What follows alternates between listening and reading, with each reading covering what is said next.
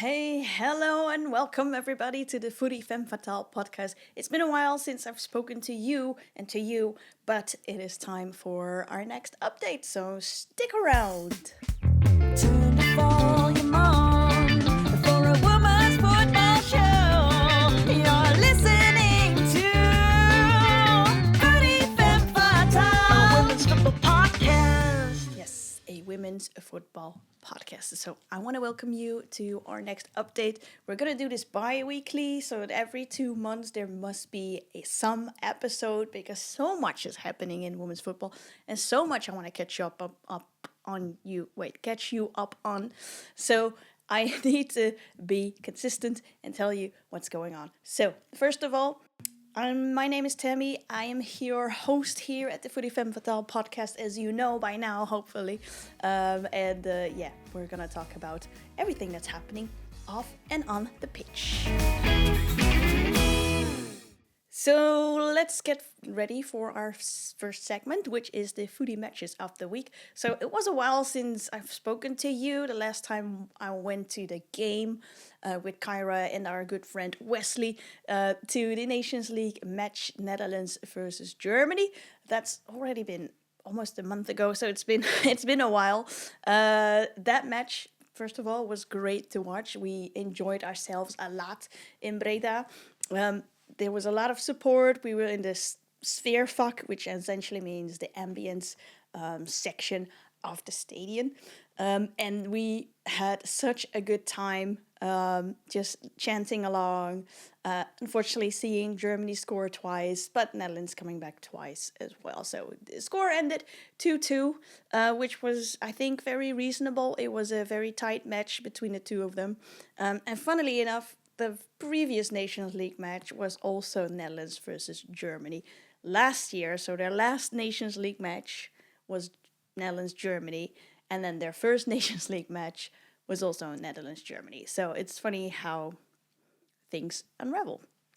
So that ended in 2-2. Just to name another few Nations League matches that were quite remarkable to watch. Spain versus Belgium. That was a 0-2 lead for Belgium, not the world champion Spain, but that eventually was turned around by our world champions Spain in 20 minutes time. So that ended in 3-2 win, which was quite remarkable to say the least. And it just shows how dominant Spain and their players can be. So keep an eye out on that. The next match after that, Spain had to fly to England and face the European champions. So England versus Spain at Wembley Park turned into a 1-0 win for England with a goal of Jess Park. There was one incident that I want to mention as well. During that match, the lights literally went out. The whole stadium was out. I'll put a screenshot or a short video here. I don't think this ever happened in such a remarkable, huge match before. It was just funny to see that the whole stadium was out. The audience members were putting their phones up to see what was happening. So it actually gave a nice little ambiance in the stadium for like 2 to 3 minutes until they turned on the lights again. That was quite interesting. And then last but not least, in the Nations League match, just one that I want to mention, Ireland versus Slovenia. And Ireland lost their biggest loss against Slovenia, who you would think, Ireland should have beaten. It was a 4-0 loss, and this is their biggest loss since 2012. So another one for the books. Unfortunately, a negative one for Ireland. All right, so what else has been happening? So that was the Nations League, where all the European nations come together and compete in the Nations League. But obviously the leagues itself has also happened, and also a lot of cup action has happened. So Barcelona Real, just to give you another emphasis on how dominant Barcelona is in the Copa de la Reina. Their first leg was 8-0 win against Real, and then the second leg was a 3-1-0 win again. So just to show you, the El Clasico in the women's football is not the same as El Clasico in the men's football. Then, last but not least, a match that actually happened yesterday. Yes, I'm recording this on the Sunday, and yesterday on Saturday, Chelsea won the Women's League Cup. I think it's officially the Subway Women's League Cup or something. And they won over City, so that's why I'm wearing the City shirt. The Chelsea shirt is behind me, and they won with 2-1. The unfortunate thing was the 2 goals that Chelsea scored weren't actually really nice goals. Chelsea scored, very, fortunate and lucky in the first goal. But the second goal was actually an own goal from Hasegawa. And that was really sad for her because that eventually was the winning goal in the match. So 2-1 win for Chelsea. Why am I mentioning this? Because this is the first out of 4 matches that these two teams will meet in the next 11 days. So the first one was yesterday. So actually in a span of 12 days, they will compete against each other 4 times. So this one was the Women's League Cup. Next is the Women's Champions League. So spoilers, I'm going to talk about that in a bit. In the Women's Champions League quarterfinal, so the first leg, then they'll do a league competition duel, which is, a regular season, and then again the second leg of the Champions League quarterfinal. So first one is to Chelsea, which was an important one, an actual final, but we'll see how Man City can maybe turn it around and get their revenge. All right, so that was the footy matches of the week, well, actually of the bye weeks. That does make sense. Of the 2 weeks, we didn't cover anything. So let's get going to our next segment, which is On the Spot. All right, so on the spot. Who is on the spot? Who are we going to highlight? Is there any stories that we want to discuss or that I quickly want to mention because that is such a remarkable story? So, as you know, Footie Femme Fatale is not only about the football matches, also about the players, also about the managers and all of those. So it's not just one thing. I'm not only talking about football, I'm talking about everything that's surrounding, the diversity, equity, and inclusion around women's football in particular as well here in Europe. So one big story that came out in the past few weeks was that, there's a lot of queer stories going on. So what is queer? So queer is anyone within the LGBTQ plus community. And if we talk about queer, it can be stories about trans people, it can be stories about people that have a certain sexual orientation and all of that. So 2 things I quickly want to mention when we're talking about on the spot. So the first story is when we looked at the Nations League, there was one that stood out and that was quite remarkable. I'm using the word remarkable a lot, I'm realizing now. But it was actually really nice to see that the captains of Denmark and Sweden, Pernilla Harder and Magdalena Eriksson, are actually a couple in real life. So those 2 were captains. They obviously had to do the toss and all of that. And it's really nice to see that, even if you're a couple, you can still be rivalries in your nation with your nation's team. They do play at the same club, I believe. So it was really nice to see. And you might think, well, they're just gonna be nice to each other, but that was not the case. So I'll put a video here if you're watching this on YouTube to see that that was definitely not the case. The rivalry was on. And this can happen in football. Couples can actually meet each other. You don't really, or you don't at all see this in men's football because, as we all know, there's just a lot of taboo still on men liking men in men's football. So, in women's football, we can do this, and it doesn't compromise on the rivalry at all. So, more queer stories when we're talking about this. Sonia Bonpastor, the manager of Chelsea, formerly of Lyon, has actually announced in her book Une vie de foot, a life of football, that she's actually in a relationship with her assistant for 13 years. So nobody really knew this.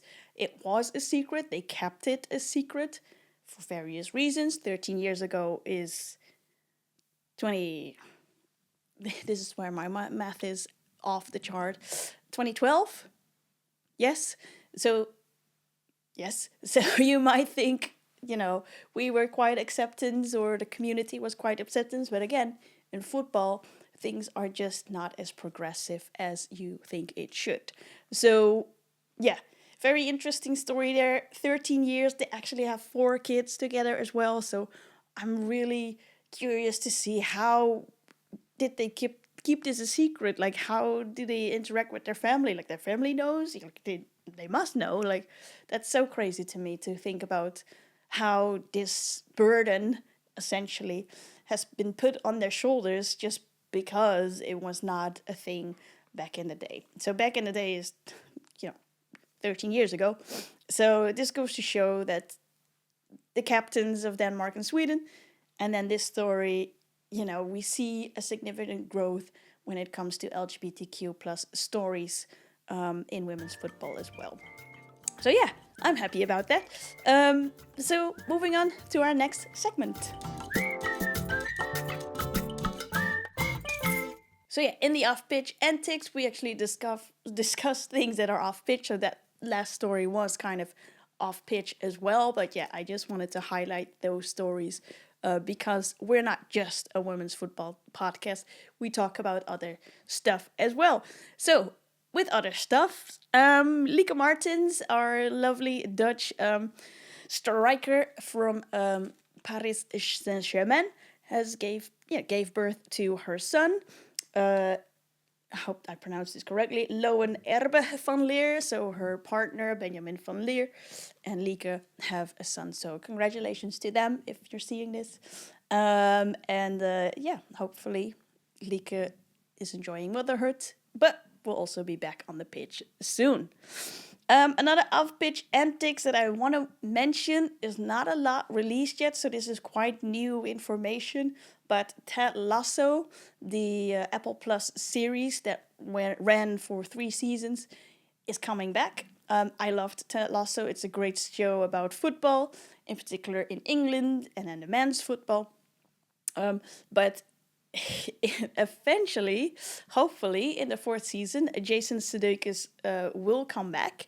And there are rumors that he's going to take over a women's team, or he's going to set up a women's team, something in that regard. So I'm really curious to see how that story is going to evolve. And second of all, if they're going to lose any fans over that, because I do think people are going to have some sort of opinion on it, which is totally fine. But unfortunately, I think the makers are going to have to deal with a lot of backlash as well. So let's see how that evolves. I'm curious to see when the season will air. But yeah, this is brand new information. Last but not least, the VAR. So, as we all know, the virtual assistant referee, that is very common in the men's football, let's be honest, is not as common in the women's football matches. So, even if you look at the European Championship or the World Cup, you might have the VAR. It's not even a consistent thing. If you look at the Women's Champions League, it's not even there either. So the UEFA is going to change that. And they have announced that they're probably, most likely, it's not confirmed yet, will introduce the VAR, so the virtual assistant referee, to the UEFA Women's Champions League matches. So, yeah, let's see if that happens. That would be very nice for the game. And yeah, that's it for the off-pitch antics. Alright, so speaking of Champions League matches, as I already mentioned, there's going to be 4 amazing quarterfinals happening the 18th and 19th of March for the first leg, and then the second leg will happen at the 26th and 27th of March. So that's going to be literally this week when you're listening to this. And we need to discuss what's happening in those matches. You can watch all of these matches for free, by the way. This is not an ad, but you can watch them on DAZN. their YouTube or in the app. It's all free. You just register and it's free.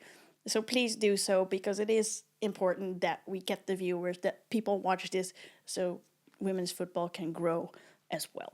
So what are the matches? The quarterfinals, we actually mentioned this last time as well, so just to give you a heads up, the matches are Real Madrid versus Arsenal, Bayern versus Olympique Lyon, Wolfsburg versus Barca, and then, last but not least, the two matches again for Man City versus Chelsea.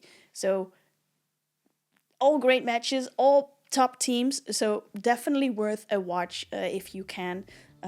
Definitely do it. So yeah, let's see what happens there.